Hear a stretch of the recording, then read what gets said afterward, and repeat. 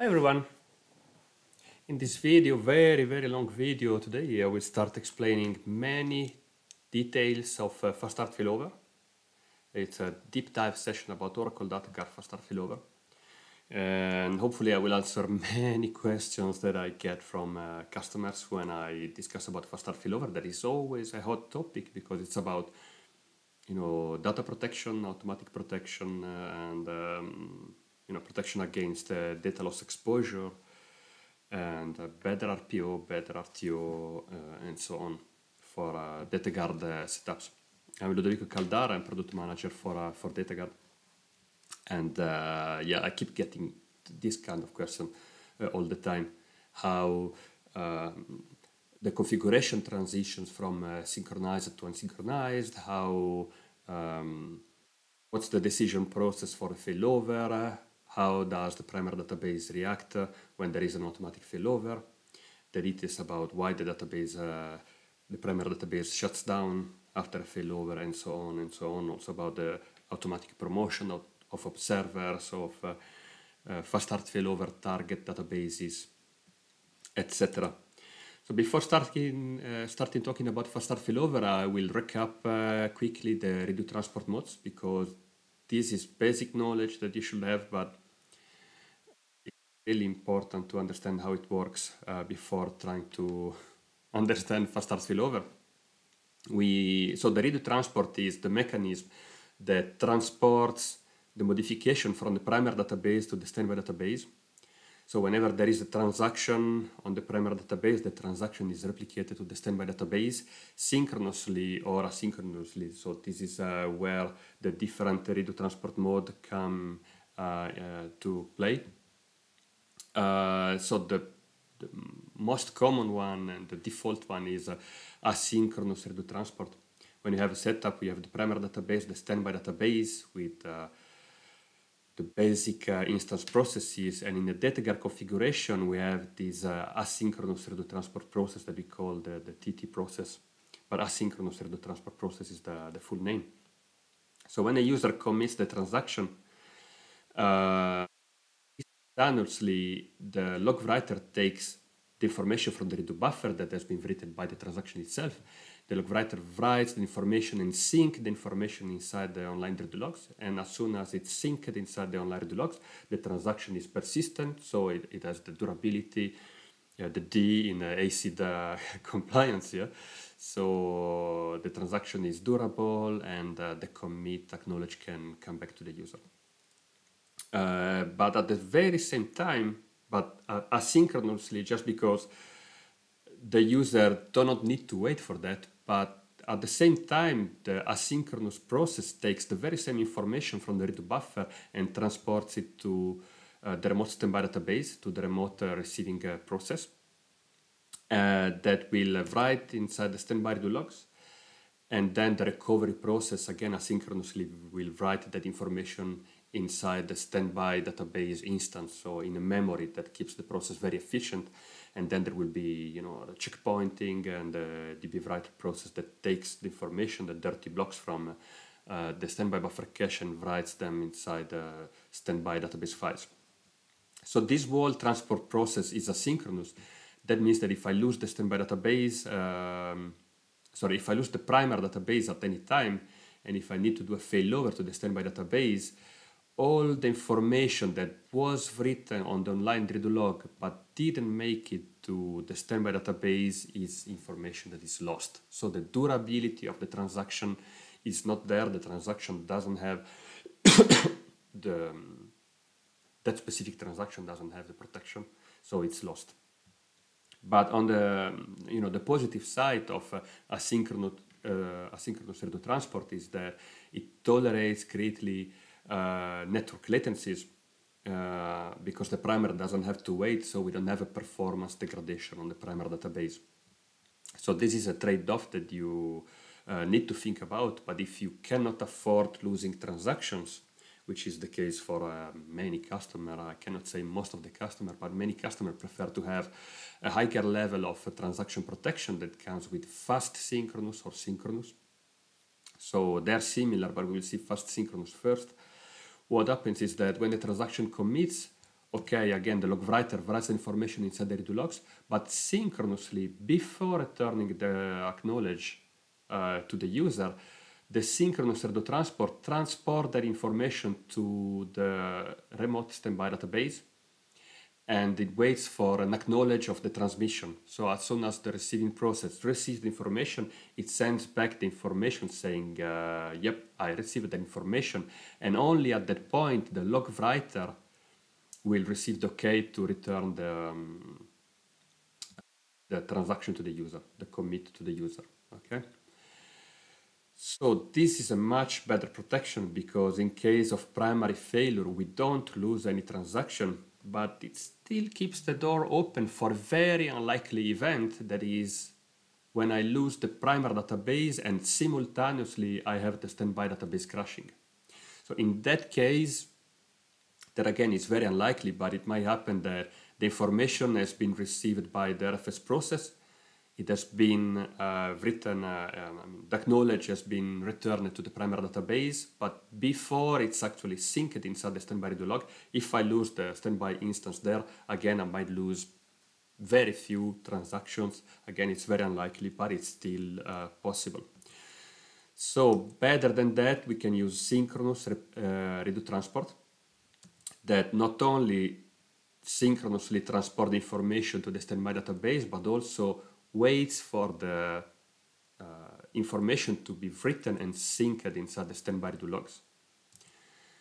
So that ensures the durability of the transaction on the standby, even in case of a standby instance crash.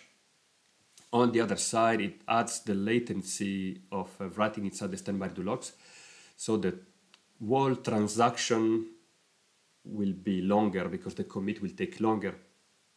That means that if I have a high latency network, maybe because the standby database is distant, and maybe low performing disk, I will have an impact on the primary database, not only because the commit will be longer, but by having a longer commit, I will have the transaction locking rows longer inside the transaction table. I will have more transactions that they will degrade my primary performance quite badly. It depends on the latency, depends on several things. It's important also to understand what happens if you use a synchronous destination, but you have the standby database that is not available. So you will commit, the information goes to the log writer and online redo logs, but because the synchronous process cannot transport the information to the standby database, the information is not returned to the user, okay?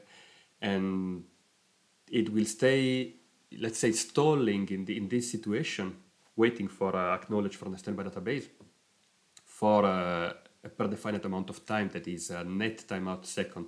This is a property that we can specify for the redo transport to the standby database. And after that net timeout seconds, let's imagine it's, let's say, 30 seconds. If still the primary cannot commit, cannot send the information synchronously to the standby database, it will abandon the destination and it will carry on without the protection. So here the primary acknowledges that there is a failure of the network connectivity to the standby database and keeps going without protection. So at this point, the primary is effectively keeping writing and committing without the protection of a primary database. So if you have of the standby database. So if you have a double failure and you also lose the primary database, then of course you are in trouble and you are exposing your primary database to much more data loss. But you know, that double failure, we take by granted that they are not frequent. And if you want to lower the risk, you might have multiple standby databases in that case.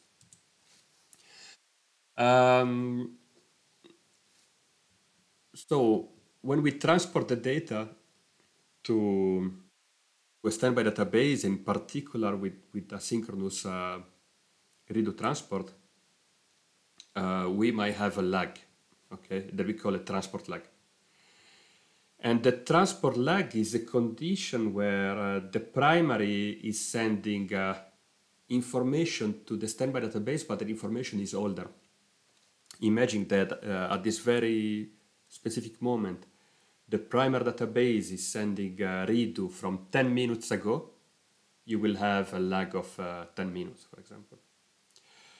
But if the primary is not sending data to the standby database because the standby cannot receive data from the primary for any reason, the standby database will not show any transport lag, but it will rather say that the last information that it got from the primary database is what is contained in the date and time column of the $Data Guard stats. Okay, so this is a primordial way on the standby database to understand if there has been a disconnection from the primary database and when that happened. Okay, so if you see that the datum time is the current timestamp, there is no problem. But if you see the datum time that is 5 minutes, 10 minutes, 1 day ago, of course, that means that the standby database is not receiving anything. And in that case, you will see the transport lag having a value of 0, but the datum time will not move. So this is what you have to check. But of course, as I said, if the standby database is receiving stale data from the primary database, but still actually receiving data from the primary database, there will be a transport lag. So you have to understand this difference, and it's important that you monitor properly the two to understand if you had a disconnection with the primary database. We are not talking about fast-start failover yet. This is just basic knowledge about redo transport. And talking about synchronous replication, of course, the higher the latency, the higher the impact on your primary database. So I cannot say that it's really linear, but of course you will see an increased impact. And we have measured it with some workload. It's not really negligible, but there isn't much impact. But there are many workloads, especially when the transactions are very sensitive to latency, and there are many transactions locking each other. Then there will be a very bad performance penalty if you start using synchronous replication, and it becomes particularly bad when the latency increases. So we have some best practices for transport and applied tuning, but it is not the scope of this video. We'll talk about fast-start failover and start with an overview and then go in deep detail understanding what happens primary and the standby side when there is a network disconnection. And fast-start failover answer a few questions and give solution to a few problems. And the problem is when you have a primary and a standby site and you have a network disconnection, you have what we call a network partition. And because we have two parties, you have no quorum and you have to decide which party will prevail. But because we have a primary and we have a standby, well, it's easy to understand that we want the primary to prevail. If they cannot communicate with each other, the primary will stay primary, the standby will stay the standby side. Okay, so far so good. But now imagine that you don't have connectivity with the primary side and you need to fail over to the standby side because your application is affected by the primary side not being reachable. So in that case, as I said before, we can check for the datum time and see when we had the disconnection with the primary. So that gives you an idea of when you had the disconnection, but it doesn't give any information regarding how much data you are losing, because maybe you had the pregress transport lag, maybe because the primary is still working, you don't know that. Better not to start using the transport lag and the datum time to try to calculate if the standby was up to date when there was the disconnection. My suggestion would rather to use the information inside the standby redo logs to understand what is the last SCN that is being received by the standby database, so that will be the recovery point up to which we can recover the standby when we convert it to the primary. So it gives an idea of what was the recovery point of the standby side before it became primary. But still, it doesn't give me an idea of data loss because, we can say that pessimistically, the data loss is what I get between the disconnection from the primary, the last SCN that I received from the primary and the moment when I do the failover, okay? Because I might have that much data loss if the primary is still working. So still is not a reliable way to calculate the actual data loss. And also maybe by the time that I decide to do the failover, it takes some time, maybe DBA intervention, it takes a few hours. So potentially my data loss is a few hours, and that is something that I absolutely don't want for my critical application. No? So what would be a better way? Well, the problem is that in network partitioning, when you have just two parties, there is no way to know that. Because maybe the primary crashed, maybe it's stalling, maybe it's still committing, and I don't have an idea without having a connectivity to the primary database. So that is really a problem that we cannot solve. And one solution might be, implementing immediately maximum protection and know that the primary will stall, will not commit without a standby database. So if I lose connectivity with the primary, I might know that my standby was synchronized and that I have no other commits from the primary happening because there is no protection from the standby database. So at that point, I could do a manual failover knowing that I have no data loss. But, I have to do a trade-off with application availability, because if I lose the standby, the primary will stop all the time, and that is something that in general customers don't want to take this risk. So if I don't know what's the status of the primary, the problem is that if I do a failover, first I don't know how much data I'm losing. Second, if the primary is still active for some reason, I'm creating a configuration with two active primary databases. So this is a split brain situation that I'm generating manually by opening the standby database as the primary when the primary is already there. So after I have connectivity again, there will be a problem. There will be two primaries, and that is something that we also want to avoid. So fast-start failover solves that problem by introducing a quorum in the Data Guard configuration. And the quorum is the observer. Okay, so many things that observer is just, a process that controls if the primary database is reachable, and if it's not reachable, fails over to the standby site. That is, that is not the correct definition of the observer, even if the name may think that that's the case. But actually, the server is the quorum of the Data Guard configuration.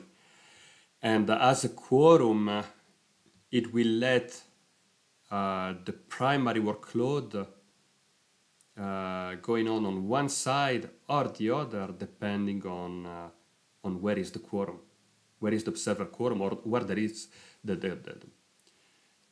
configuration quorum. Because we have three parties: we have the primary database, the observer, and the fast-start failover target. So the standby database in a fast-start failover configuration, we call it the fast-start failover target. And with those three parties, I can have different network partitions. So I can have the standby that is isolated. In that case, the primary site has the quorum, so the primary can keep writing. If the quorum is between the primary and the standby site, that means that the observer is isolated. The configuration will keep working without an observer. So it will keep working like if there was no fast-start failover, but it will keep working, so it tolerates the failure of the observer. And if the standby has the quorum, meaning that the primary is isolated, two things will happen. The first one is that the primary has no quorum anymore. So at that point, it will stop committing. And the observer and the standby have the quorum, so the observer will detect that there is no connectivity with the primary and will do the failover to the standby side. So by doing this, because the primary stops committing, we achieve interesting things. The first one is that we can prevent data loss because the primary stops working. So we can decide when the primary stops committing. And we achieve an automatic failover that reduces also the RTO.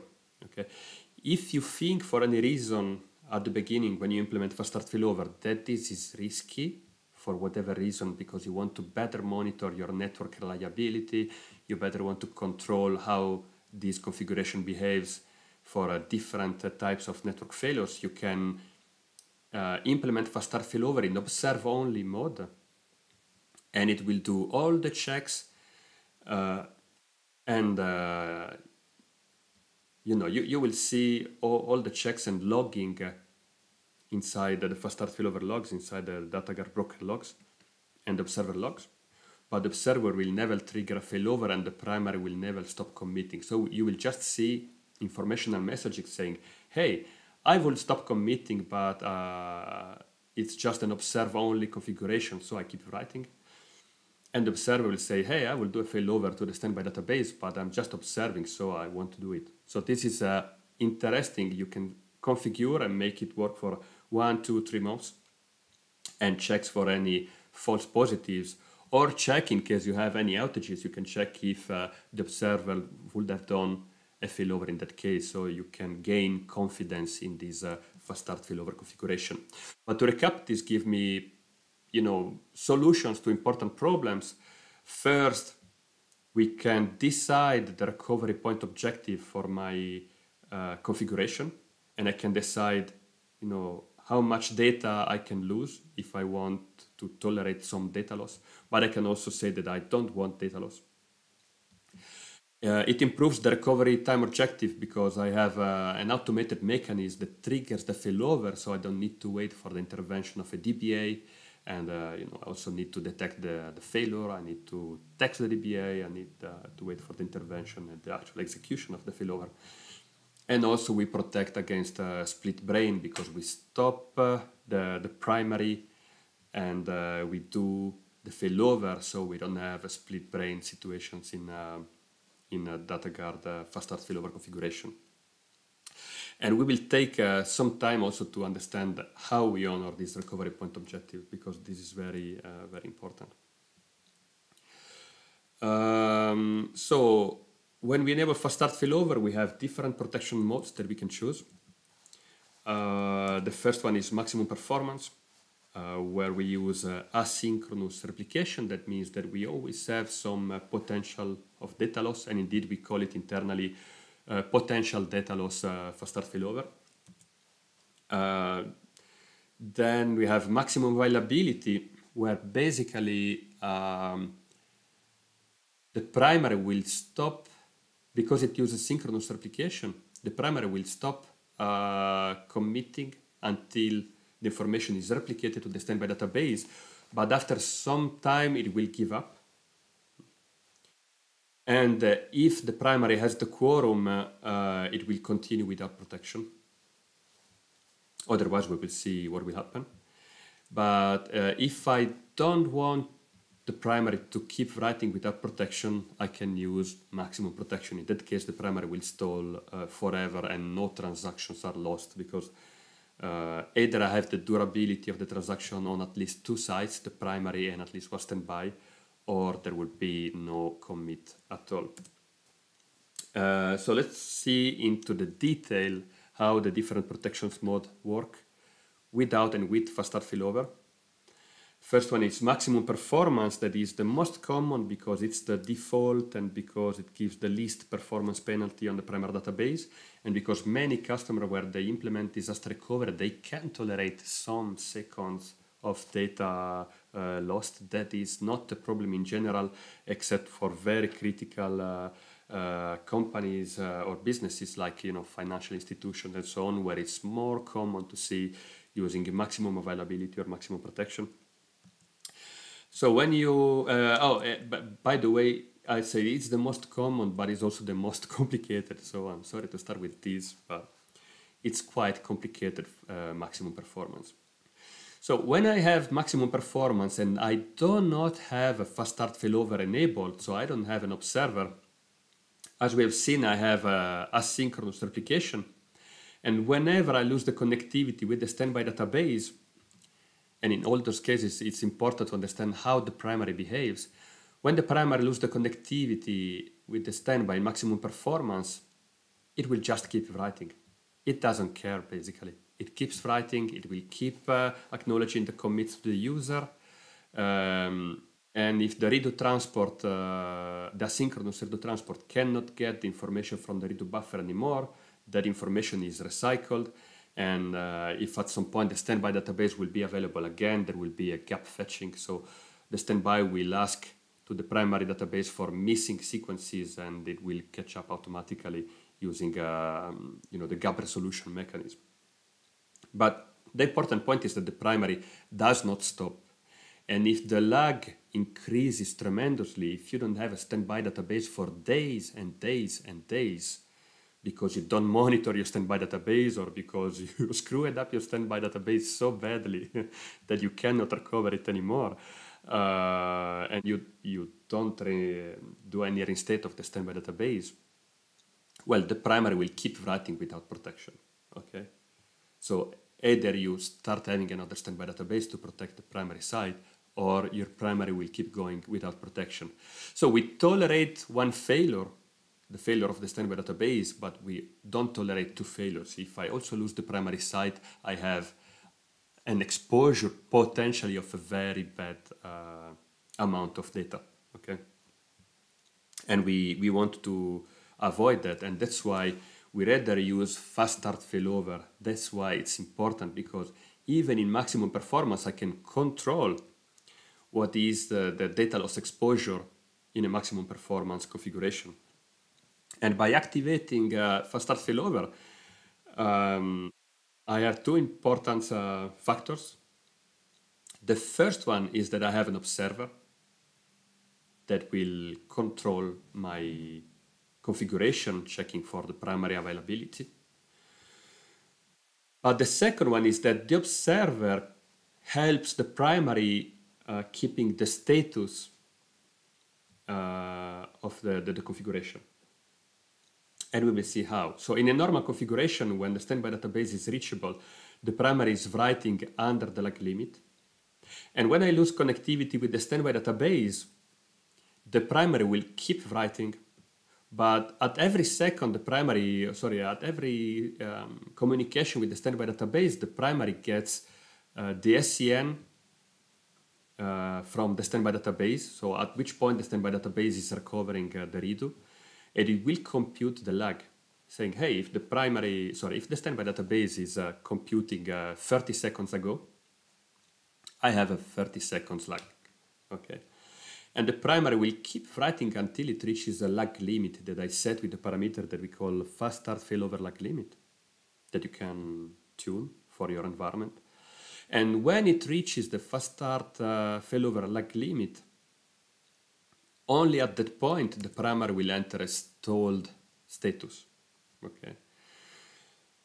So the primary enters the stalled status because it says, if I have to keep writing over the lag limit, I need the quorum.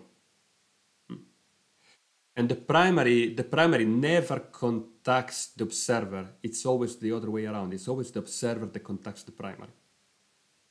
So you don't need connectivity from the primary to the observer, but you need connectivity from the observer to the primary. So to get this quorum, the primary enters a stalled status, where the observer, where basically when it enters the stalled status, the primary stops committing. And as soon as the observer checks the primary, and it does that periodically, by default is every 3 seconds, and up to 19C is just 3 seconds, starting with 21C. With 21C, we can choose this ping interval.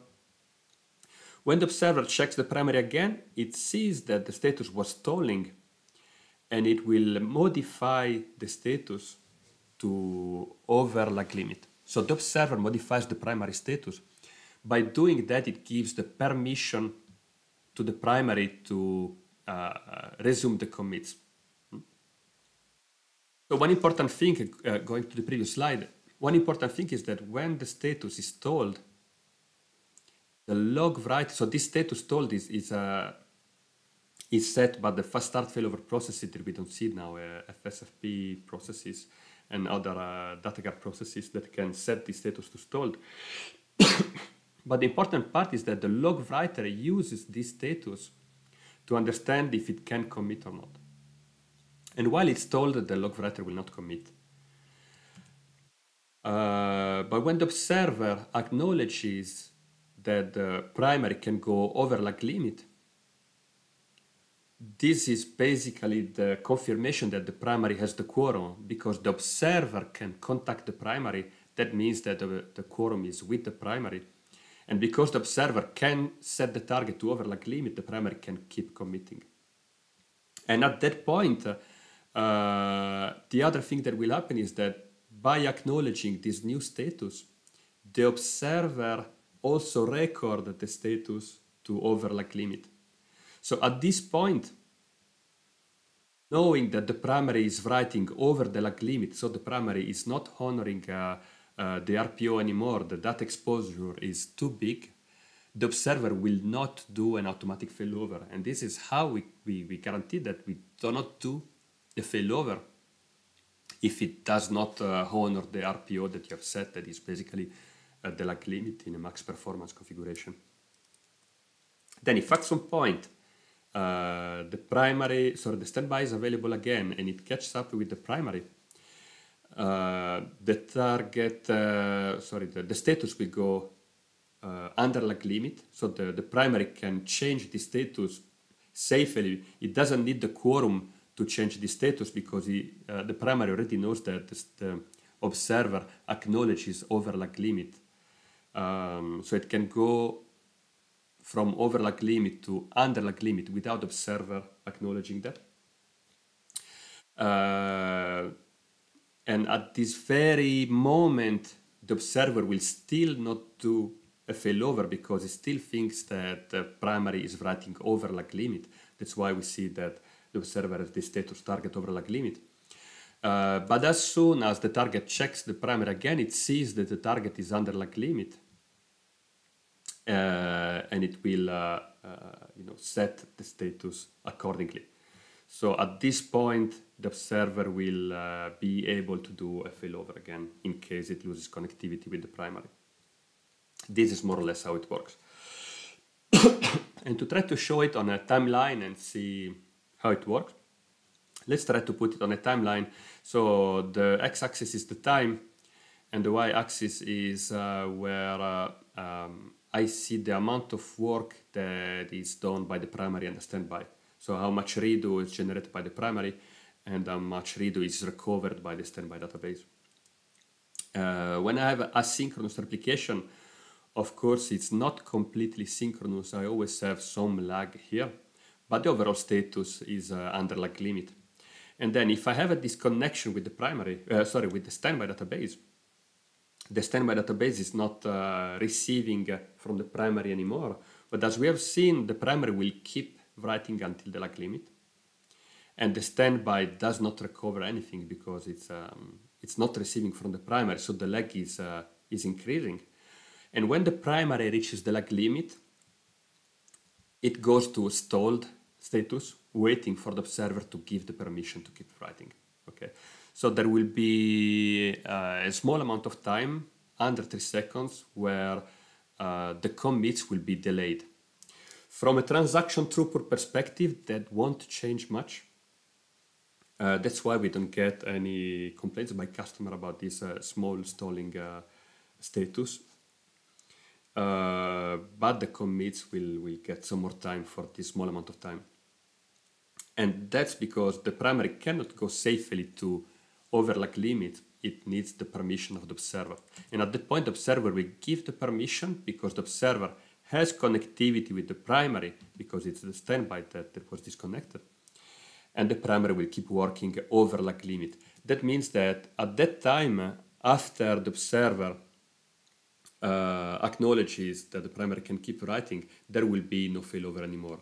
That means that up to this point, more or less,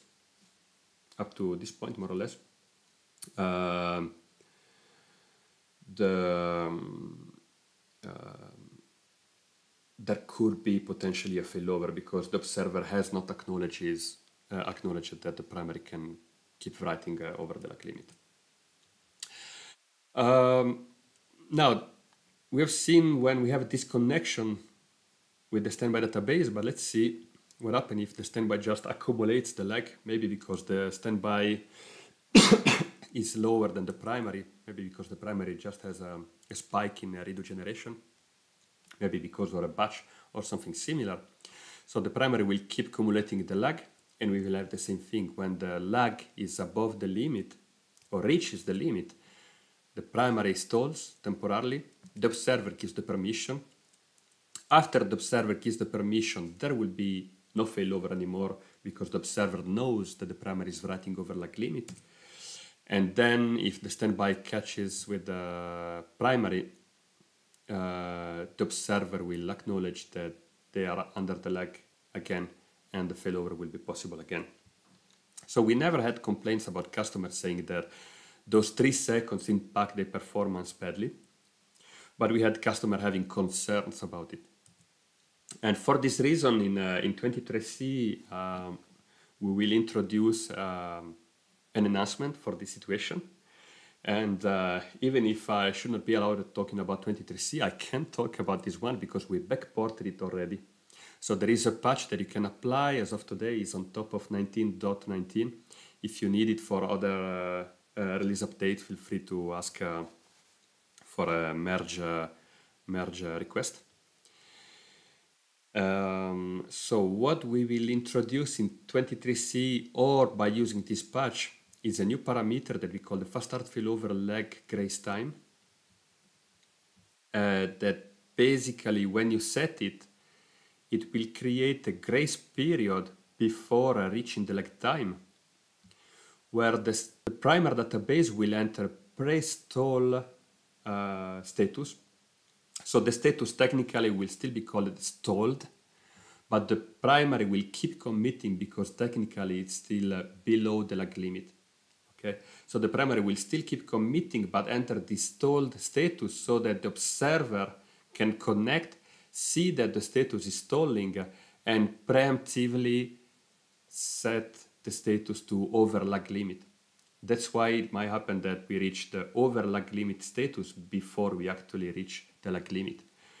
But the benefit of doing that is that when the primary actually reaches the limit, is that at that point there will be no stall at all because the primary is already over lag limit and can keep committing without any problem.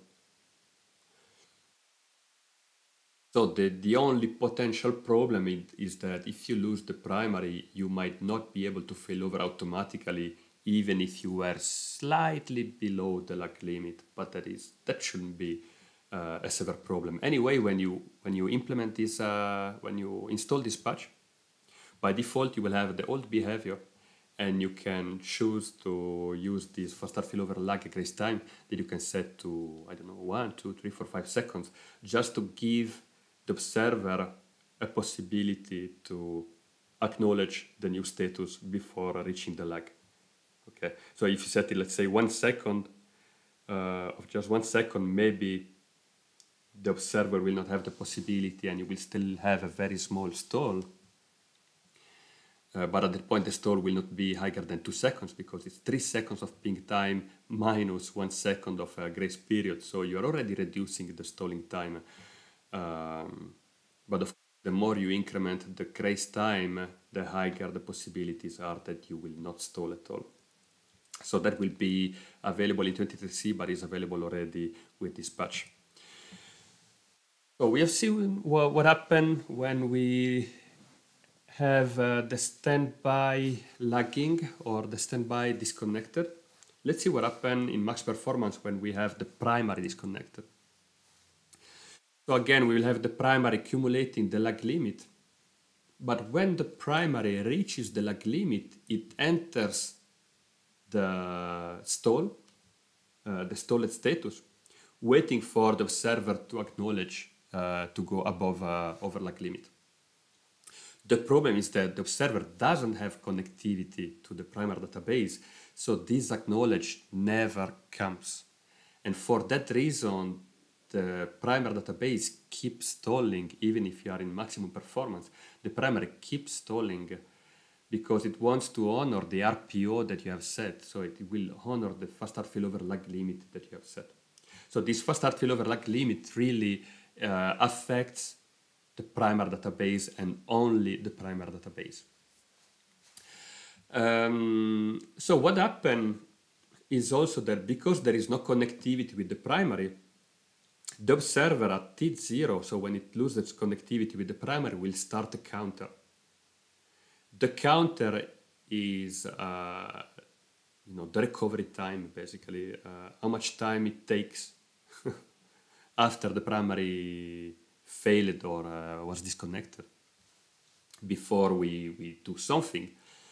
And what we want to do in this case is doing a failover.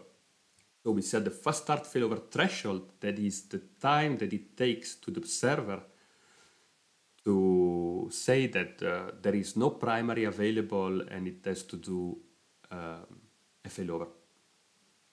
So the observer counts for fast start failover threshold seconds, and if still it has no connectivity with the primary database, it will initiate a failover.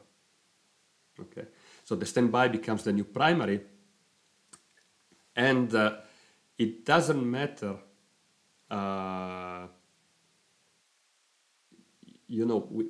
the data loss exposure that we have is just the fast start failover lag limit. Okay, because we know that without the permission of the observer, the primary will not commit above the lag limit. So even without connectivity with the primary database, we can say if we do a failover, automatically the data loss cannot be higher than the lag limit. And this is the pessimistic case, because the optimistic case is that the primary crashed completely at T0, and in that case I have potentially milliseconds or sub-milliseconds of data loss. So the protection level is still very high, and the data loss that I'm protecting is really in the case where the primary is still committing. That is the conservative case where we want to be pessimistic and count for the worst case scenario where the primary is still available somewhere and potentially committing. So this is how we guarantee that we do not fail over if the data loss exposure is more than the lag limit that you set. This is for maximum performance. And we see that we have the lag limit in this case that is lower than the threshold. And this is really important to understand, that you should always have the lag limit lower than the threshold, because let's see what happens if you have the threshold that is lower than the lag limit. So in that case, what happens is that the primary is disconnected. So the observer will start the counter, and after fast start failover threshold, it will do the failover. But because the primary still hasn't reached the fast start failover lag limit, it will keep writing.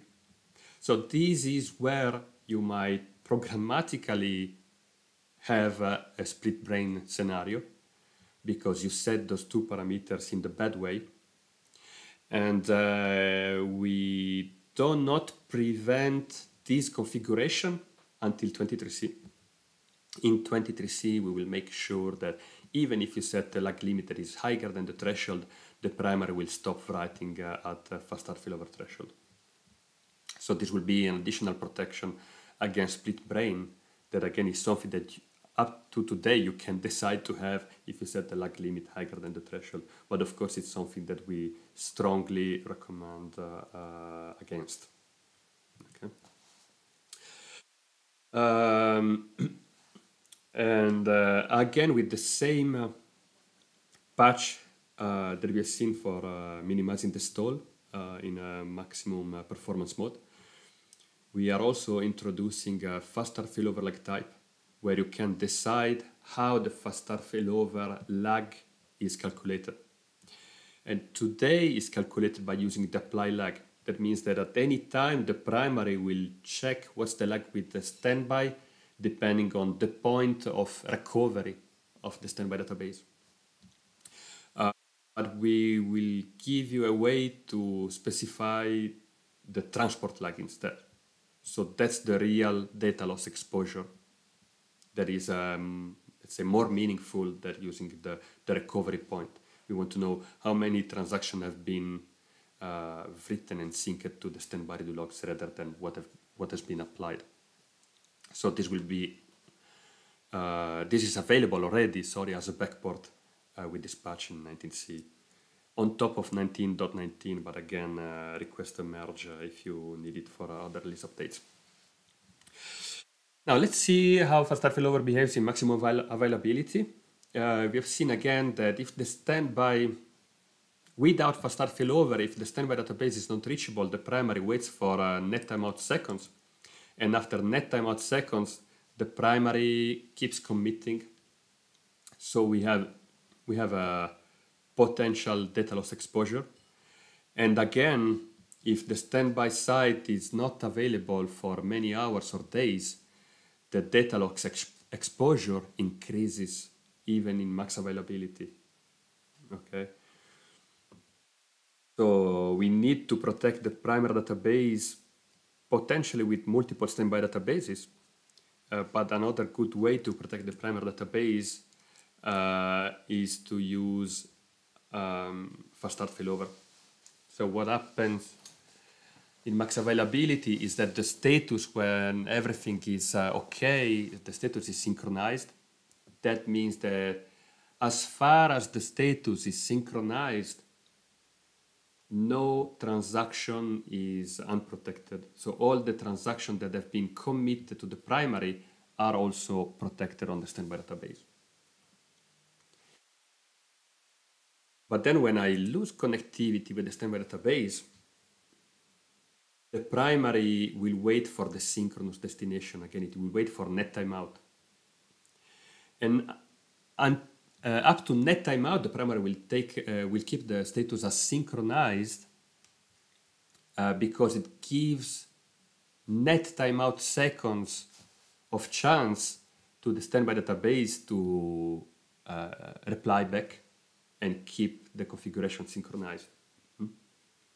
But after net timeout second pass, the primary needs to take the decision to keep writing without the standby database. And for that, again, it requires the quorum of the observer. We don't want the primary to autonomously, unilaterally keep writing if the observer does not acknowledge that it's doing so. So when the primary reaches net timeout seconds without acknowledge from the standby site, it will stall. It will enter the status of stalled. So again, still there will be no commits acknowledged back to the user, nor to the online redo, and that's where the primary starts waiting for the observer to acknowledge the new status. Okay, so the observer, if the observer has connectivity, it will acknowledge the status, otherwise the primary will keep stalling. But if the observer has connectivity with the primary, it will connect to the primary and let the primary keep writing by setting its status to unsynchronized. And the observer again will store the status inside the observer structures as unsynchronized. And in case it loses connectivity with the primary after that time, it will not do a failover. Okay. So basically, as you can see, up to this point, no single transaction has been written without being synchronized to the standby database. That means that whenever the configuration was safe for a failover, we can do a failover without data loss. But then as soon as the primary starts committing without the protection of without the protection of the standby database, then we don't do a failover anymore. So we do not guarantee that you have no data loss no matter what, but we guarantee that we failover only if there is no data loss. So this is important to understand, because if you lose, of course, the primary and the standby at the same time, I'm sorry, there is nothing we can do.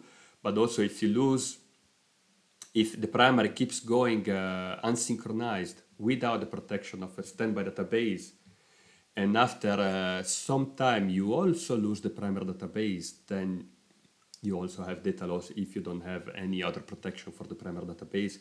That could be another standby database, synchronous, or maybe an asynchronous standby database that doesn't give the same protection level, or zero data loss recovery appliance if you have that. That will still give a good protection level to the primary, but cannot guarantee zero data loss. So the only way to guarantee zero data loss is having a synchronous destination. Then if the standby database catches up with the primary, again, the primary will go synchronized autonomously. This does not require, this status transition does not require an acknowledge from the observer for the primary to go synchronized. But until the observer acknowledges that the primary is synchronized, there will be no automatic failover. But then, yeah, the observer will check that the status is synchronized and will update its status to synchronized as well. So at that point, the observer can also do a failover. And here, sorry, I forgot to add in my slide, but here the automatic failover is possible again. So let's see on the timeline how it looks like. The primary is synchronized. There are no transactions that are not protected. If I lose connectivity with the standby, the primary will stall for net amount seconds. And after net amount seconds, the primary enters the stalled status, waiting for the observer to acknowledge. And the observer will acknowledge the status to unsynchronized. And at that point, because there is a potential of data loss, there will be no failover.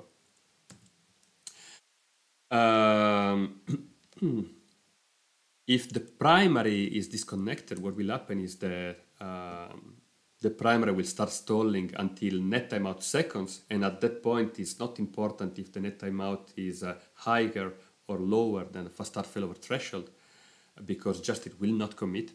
But after fast start failover threshold, the observer will do a failover because it can connect to the primary database.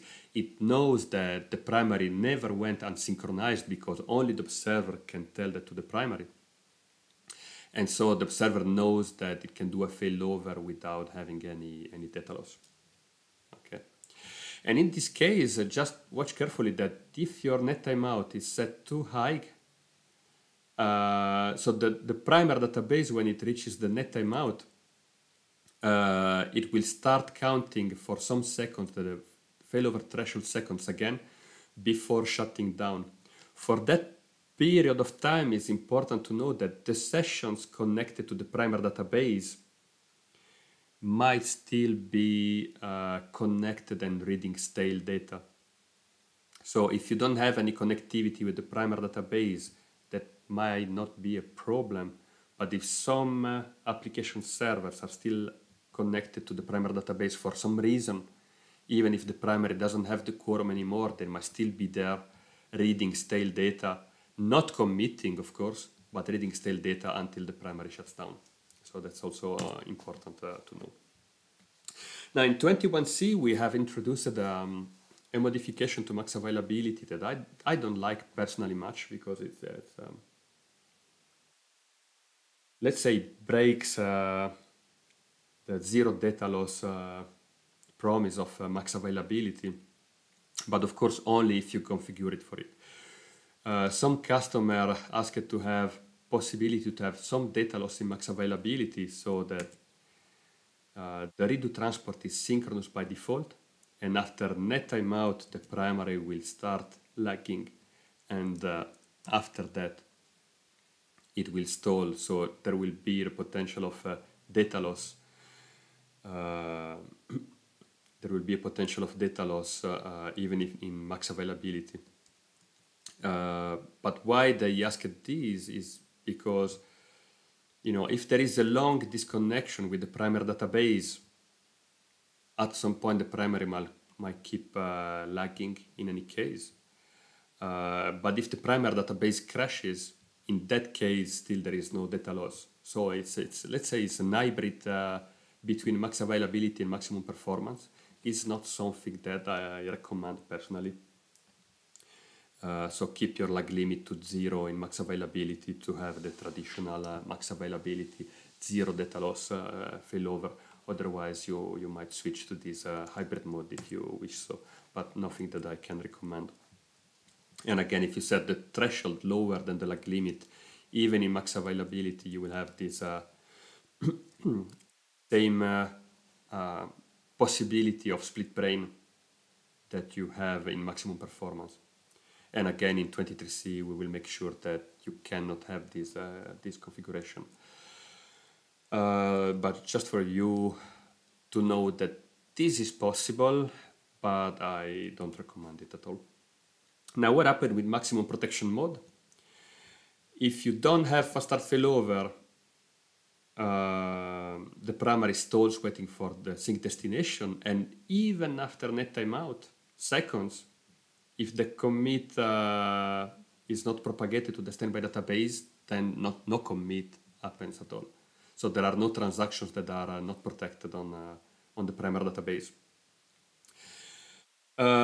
So it's safe to do a manual failover in maximum protection mode, because you know that the primary doesn't write without the standby database. So it's safe to do a manual failover if there are no other standbys that are protecting the primary synchronously. Because if you have the primary isolated together with another standby that is synchronous, and then you want to do a failover to another standby database, then again you don't know what's the status, because maybe the primary and the other standby database are still happily committing together. So you want to avoid that situation as well. And that's why even with maximum protection, it's a better idea to have a fast-start failover, because the quorum is always between primary, the target, and the observer. So in a normal situation, everything is synchronized. And when the primary loses connectivity with the standby, it will start stalling, waiting for net timeout. And then after net timeout, it will transition to the status of stalled. And the observer will acknowledge that status, and they will stay stalling forever until there is a standby site that is available again to resume the protection, synchronous protection of the transaction. So it's better to have fast-start failover even with maximum protection, because the observer knows what is the actual fast-start failover target and can failover there in case there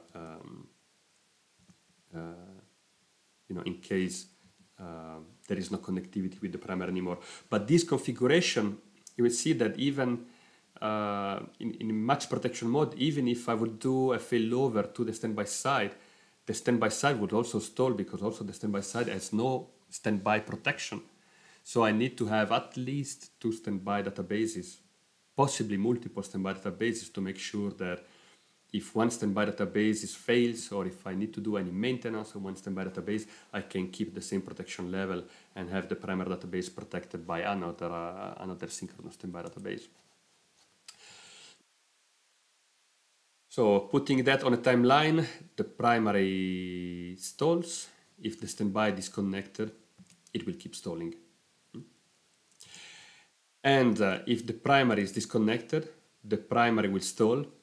And at any time, the observer can say, hey, the primary is not reachable. I can failover without data loss, because I know that the primary never commits without standby database.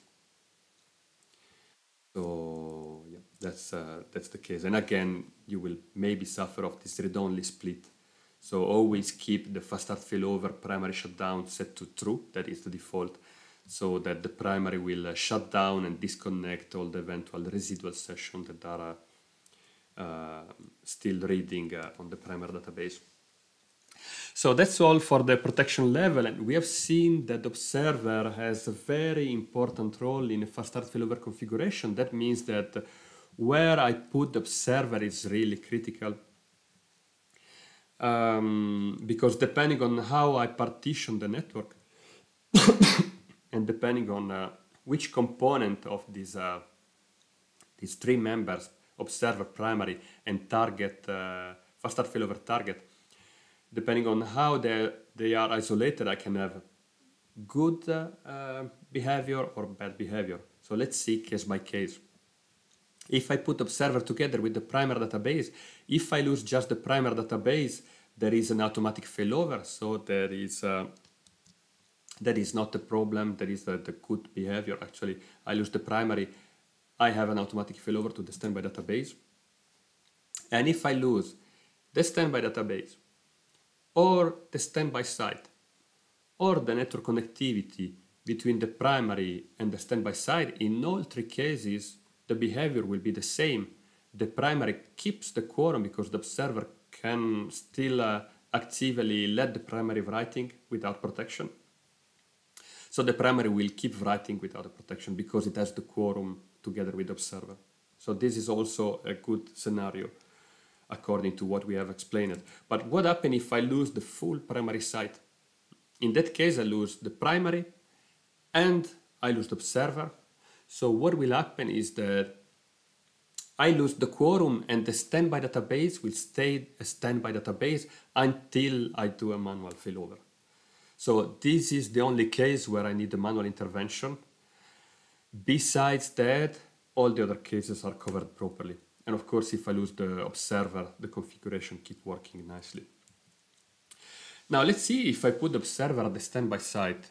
And I see sometimes consultants suggesting customer to put the observer on the standby site. Never do that. This is a very, very bad situation. And let's see again case by case. So if I have the observer on the standby site, if I lose the primary database, or if I lose the full primary site, I have an automatic failover. That is the good condition. Okay, this is what we want actually. If I lose the standby database and only the standby database, the observer will do a failover to the primary. So this is also a good situation. But see what happens if I just have a network disconnection.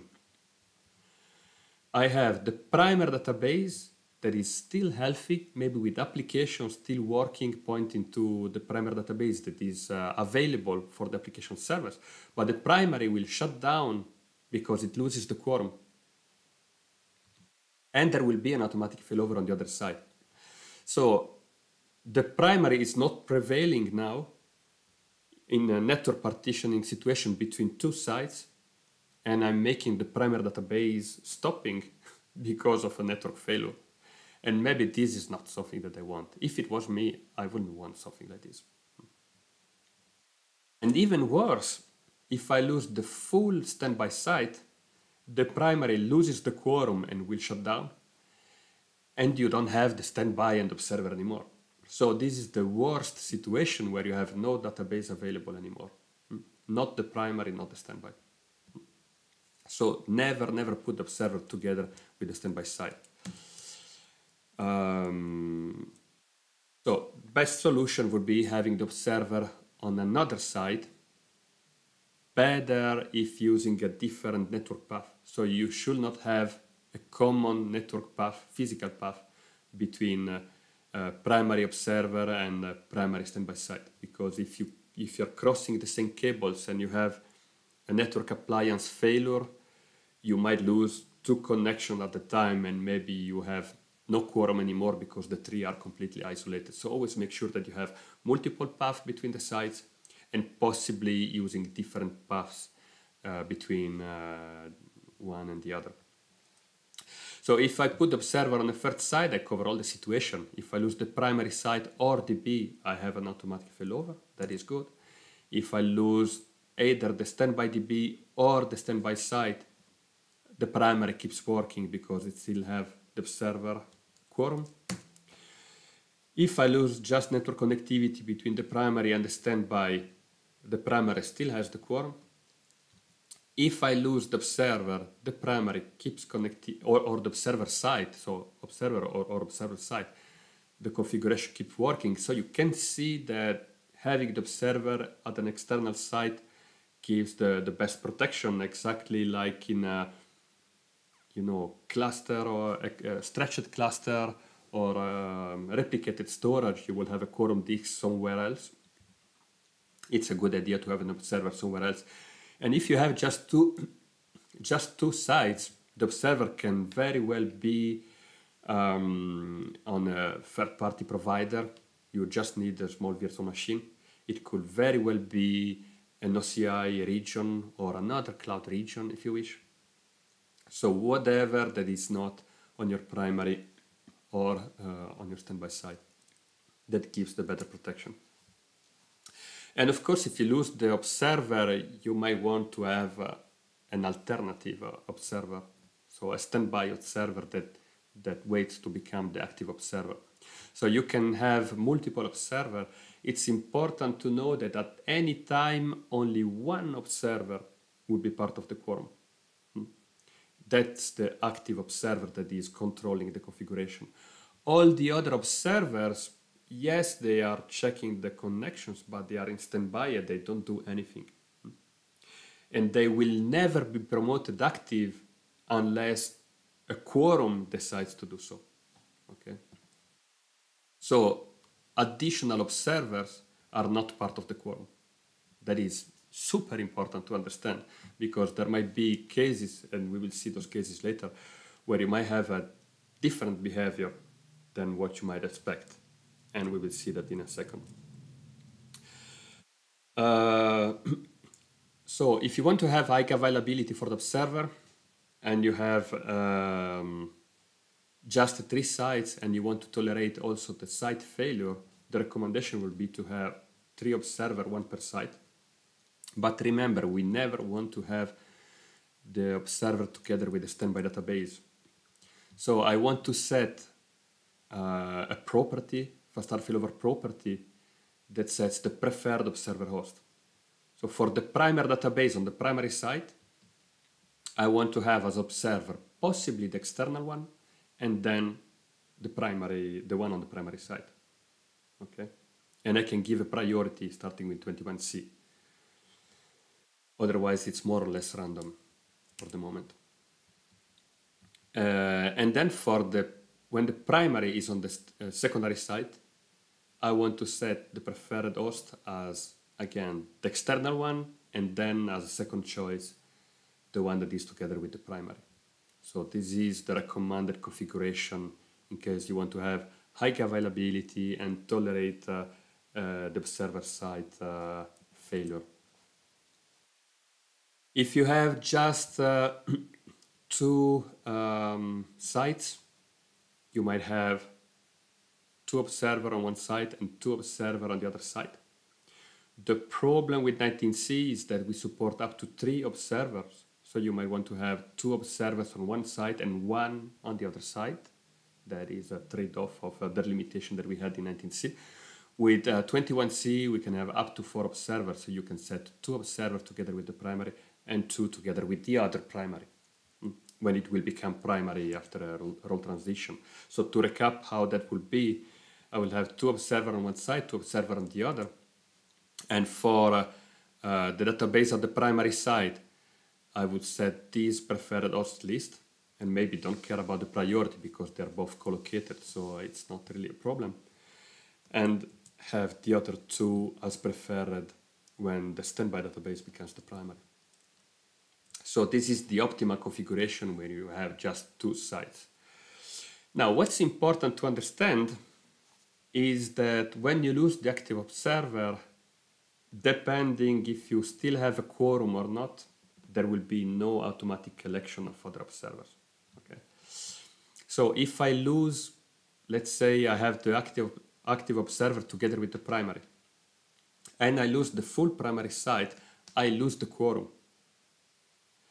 And because I don't have a quorum anymore, this observer cannot unilaterally decide to become the new active observer without the quorum of the configuration. And even the standby cannot decide to elect the observer as the new observer. Because it's the same problem. The quorum was on the other side. Because if I was doing that, if I was promoting this observer after losing the primary site and losing the quorum, if I was promoting this observer as the active one, how could I tell if the primary and the active observer are not still alive and the former active observer gave the permission to the primary to keep writing? So we cannot make this assumption. We have always to make the most conservative assumption, the most pessimistic assumption that the primary and the active observer are still active and committing.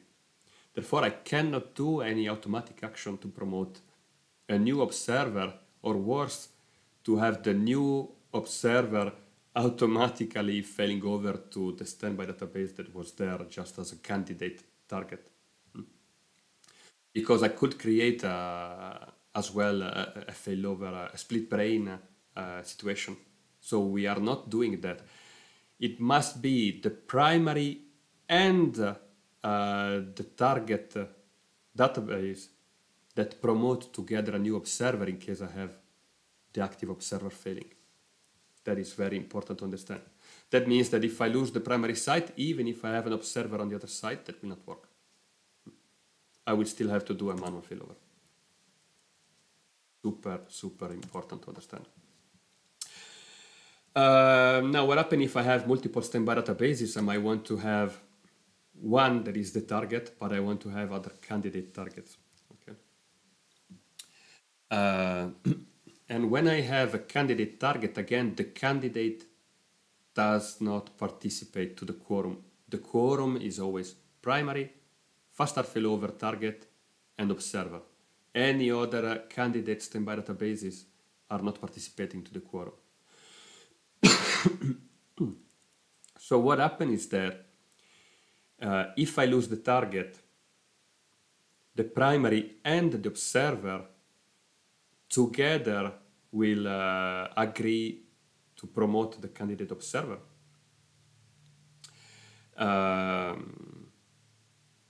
And that's it. That's the only way a new candidate observer can be elected, by the primary and the observer. That means that if I have a situation like this, primary, fast-start failover target, fast-start failover candidate, and observer, depending on the network partitions, I have different behaviors. If the primary is isolated, the primary loses the quorum, so the primary stops, so it stalls and then it shuts down. And the observer cannot reach the primary, so it will initiate a failover to the target that will become the new primary.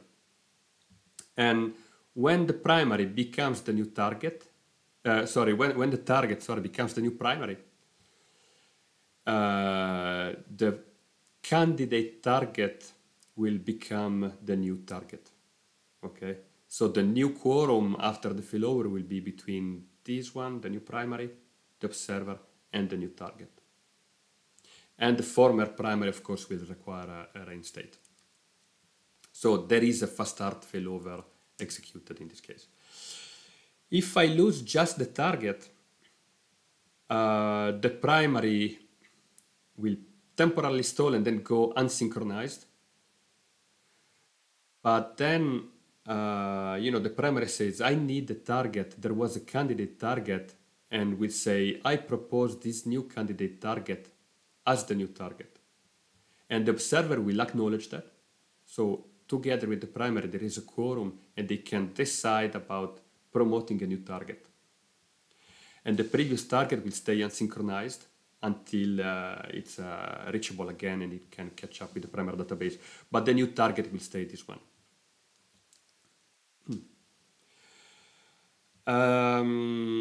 If I lose at the same time, if the primary and the target are isolated,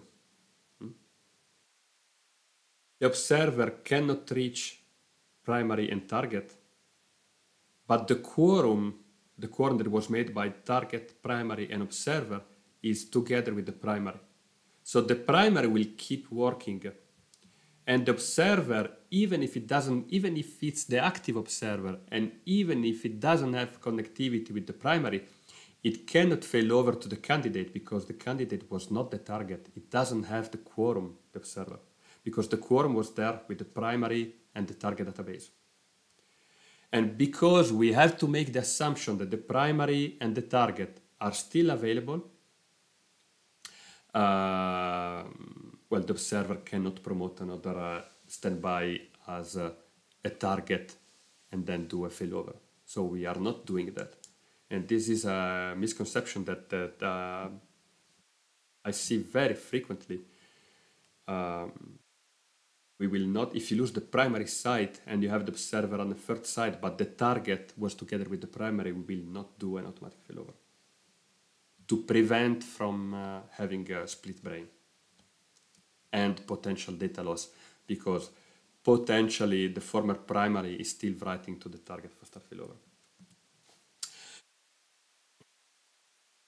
Now, if I lose, if I isolate the primary and the observer together, the primary will keep working unsynchronized without any protection. Even if I have to standby databases, there is no way to promote the target as a primary, because again, the quorum is together with the primary and observer, so they will keep working isolated from the rest of the world. So that's more or less it. Let's see what are some interesting features that came with 21C. We have the fast-start failover callouts. So if you don't plan to upgrade to 21C, don't, because 23C will come at some point and it will be the long-term support release. So if you are not already on 21C, forget about this feature until you upgrade to 23C when it will be available. We have introduced the fast-start failover callouts that basically lets you specify a pre-callout script and a post-callout script. So when the observer detects that there is a failure with the primary, before initiating the failover, it will call the pre-callout script. Then it will do the failover, and then it will call the post-callout script. And one interesting property is that I can prevent the failure programmatically by making this callout script failing exit with an error condition. So if for whatever reason I want to prevent a failover from happening, I can just create the script and return 1 or non-zero at any time, and the failover will not happen. But it's useful also to do, some activities like, paging or texting people, changing DNS, stopping and starting application before and after the failover in case your application doesn't tolerate role transition, many things like that you can programmatically run just before initiating the failover. And those scripts run at the observer side because we know that the observer side has connectivity with the new primary, but we know that it's available if you do a failover. So it's a good place to put those scripts. And this is where you have to put the script to use the callouts. We have a fast-start, validate fast-start failover configuration that will tell if there is any mistake in the fast-start failover configuration. Maybe there is no target, maybe there is no observer, maybe there are some other issues, or some checks that we do, for example, if the threshold is too low, maybe for a rack database or things like that. And also if your fast-start failover callout configuration is invalid, for example. And we have introduced the legal OS in max availability mode that I explained it earlier. And also the up to four observers in the configuration, and the priorities for the observers. So those are the features that we have introduced in 21C. So I still have the question and answer slide. This is not a live webinar, so there are no questions, but you will see this on YouTube, I presume. So feel free to either contact me directly or ask your question in the YouTube comment section, and I will help with answers. I hope that was useful. This is really a list of information that is really hard to grasp by reading the documentation, because it's scattered in many places of the documentation. Mark this video and watch it again in case you have any doubt. Otherwise, feel free to reach out. Thank you.